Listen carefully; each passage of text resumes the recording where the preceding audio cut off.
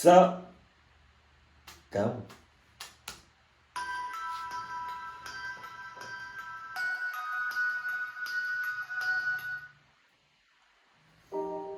Hi everyone, it's me, Thriller Teller, back again with another horror story. Hope everyone is doing fine and having a great new year. So, today's episode's format is a little different. I'm going to tell you a story, and in the end, I'm going to reveal if it was a true story or just fiction. Also, if you'd like to submit your true story or fictional story, please send them to my email address listed in the description. So let's jump right into it. It's real. It's real.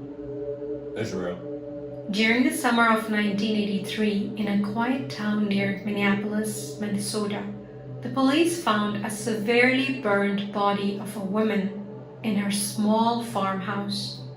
The most horrific thing was that her body was found inside the kitchen stove. Not only that, but I think I saw on a YouTube short like one of the worst ways, if not the worst way to die, is to be burned alive. So that being said, I hope the woman I hope she died already before going into that oven. If she did not, she died because of the oven. The person that did that to you,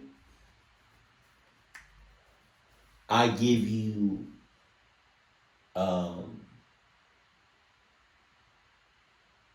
Adidas approval to haunt that person or persons for the rest of their life and afterlife. Because to be burned alive is probably one of the worst ways you can go.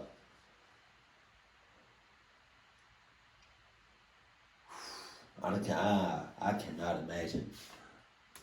a video camera was also found in the kitchen, set up on a tripod, pointing at the oven.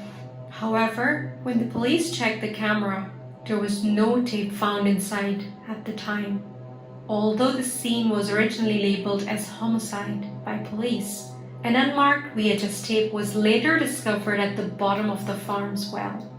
Despite its worn condition and the fact that it contained no audio, police was still able to view the contents of the tape.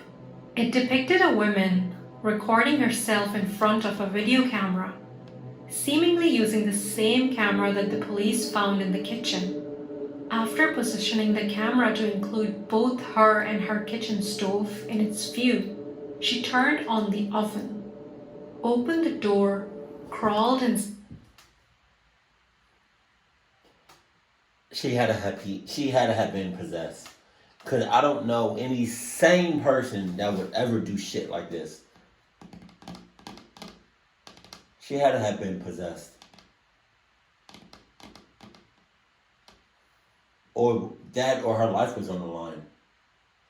But I'm more lenient to the possession. And then closed the Also, this one sounds familiar. Maybe I'm tripping. door behind her. After 8 minutes into the video, the oven could be seen shaking violently. At this point, thick black smoke emanated from it. For the remaining 45 minutes of the video, until the batteries in the camera died, it remained in its stationary position.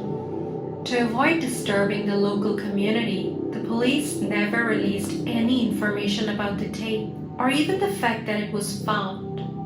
Police were also not able to determine who put the tape in the well. So, what do you think, guys? Is it a true story or just fiction? Any guesses? Well, if you go by some comments on websites like creepypasta.com, then no, it isn't. However, this is based on a real story. The oven murder refers to the murder of Hilkka Saarinen, born 1st November 1927 in Finland in December 1960. The event is one of Finland's best-known cases of homicide, and the killer has never been officially identified. Hilkka Saarinen was last seen alive in December 1960, aged 33 years. She lived together with her husband, Punti Frans Saarinen, in an old, large wooden house, her childhood home which she had inherited from her grandparents. The Saarinen couple had 5 children who, due to family trouble and the father's violent tendencies, were adopted by the state and placed in foster homes. According to the children and village neighbors, Punti was extremely jealous and violent towards Hilkka while under the influence of alcohol, and that he had repeatedly threatened to kill his wife in a way that could not be traced. On Christmas Day 1960, Hilkka and Punti's eldest son arrived to visit his parents' house for the holidays, together with his schoolmate, one day earlier than he had previously said. They found the front door unlocked, so they crossed the entry room and entered the foyer. At this time, Punti emerged from the large kitchen to the foyer, locking the door behind him. He blocked the boys' way, wondering aloud at their early arrival. When the son asked where his mother was, Punti told she had left while he had been sleeping.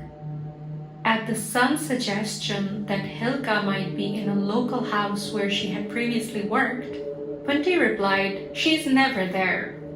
Later that night, when it was dark, the boys went to fetch more bedclothes from the master bedroom located behind the kitchen. When the son asked why the kitchen was dark, his father said the lamp was broken. They walked through the kitchen in the narrow streak of light coming from the doorways of the foyer and the master bedroom. However, the boys saw that all the miscellaneous junk that had accumulated on top of the large oven that hadn't been used over the years had been thrown over the floor. The father said he had been cleaning up. The father said this. The father said that. The father said this. The father said that. Clock the father! Clock him! Clock the father! Clock him! Clock him! Clock him! Clock him! I don't give a clock. Presumably in the dark, even though the master bedroom and the foyer were lit.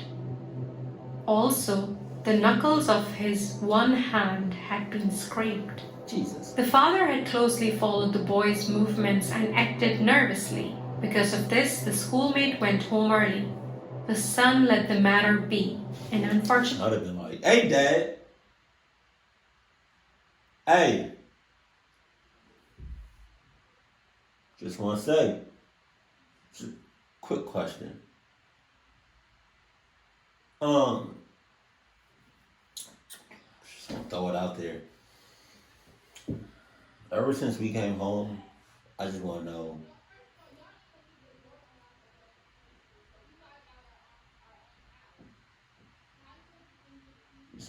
like, real quick. Why is there a trail of blood? I said blood. We run it back. Why is there a trail of sweat coming from you every time you go somewhere?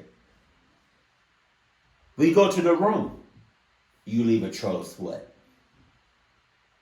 We go to the bathroom, you leave a trail of sweat.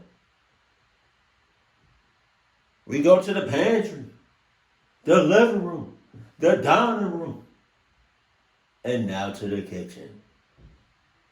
A trail of sweat, a trail of sweat, a trail of sweat, a trail of sweat, a trail of sweat.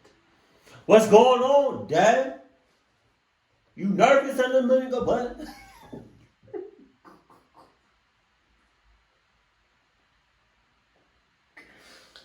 Are you nervous up in this bitch? Huh? What you nervous for, Dad? I see the nervous sweats. I slept on a couple of times. Dad, where you at with yours? Where Mom at? Huh? Where Mom at?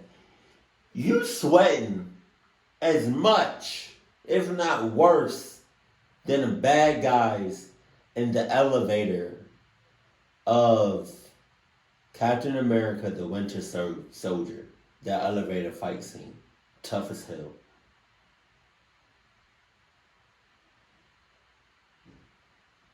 If I find out something happened in Mars, and one, you didn't do nothing about it, or two, you had to do something, you was in on it, that's your ass. Dad. He never saw his mother since that day. As the years passed, the son visited the home every now and then, staying a couple of days at the most. He also observed the house and the area around it. He inspected the basement at the end of the house and the outdoor toilet and its surroundings a short distance apart. He was puzzled by the disappearance of the pile of sand that had previously been in the front yard of the cow barn.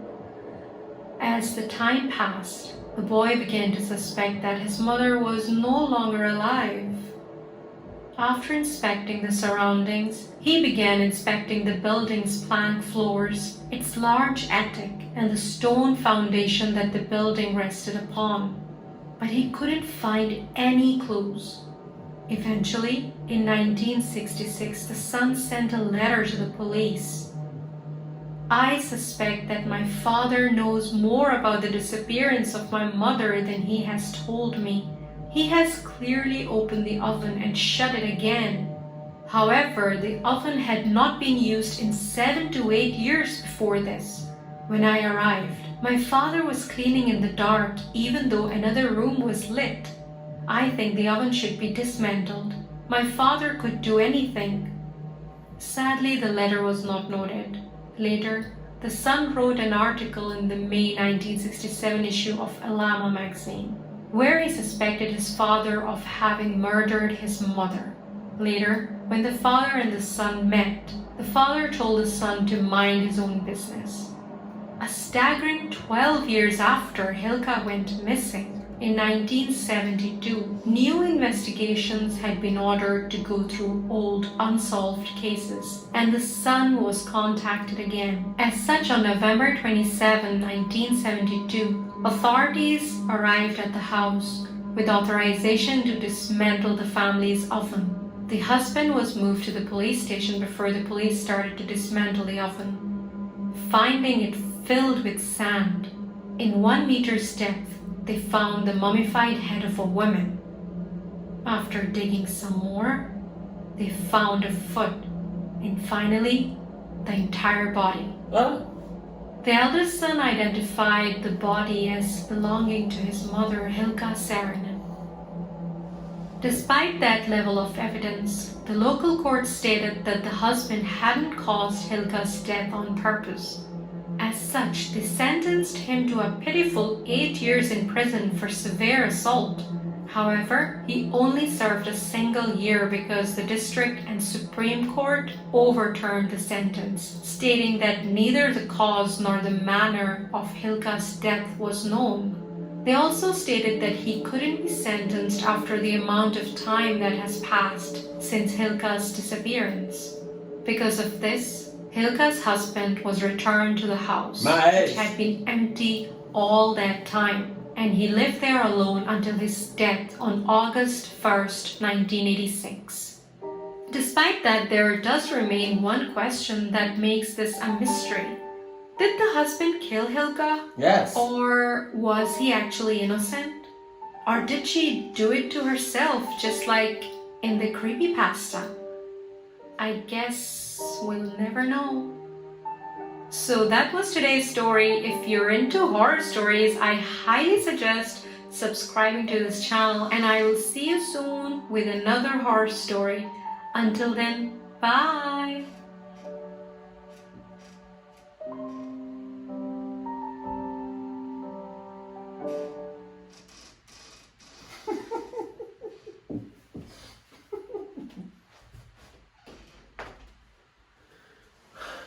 Misty really just opened up the door by herself. That's crazy. Yes, the dad did it. I don't want to hear nothing else in the comment section. Yes, The father did it. He was already aggressive. He had motive. What was it? He was jealous and some old shit. You know. Even if he didn't do it, I'm still locking him up on site for the rest of his life. Cluckers you talking about? That's horrible. That's really horrible. Yeah, to be burned alive. That's tops the cake. Cause that's ridiculous. That's OD. Like that's overkill. Like that's in the oven too. Like where you already claustrophobic and you got no room to move. God damn, Jesus, and then you know that shit. You know that shit was like a slow burn. And it wasn't. I don't know what's worse. Being burned alive by fire or being burned alive like being burned, like because the metal is hot, like that kind of.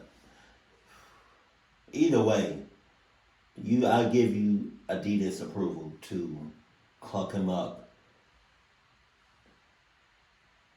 Jesus, man. Keep it cool, keep it classy, and I love you. Stay happy, my family.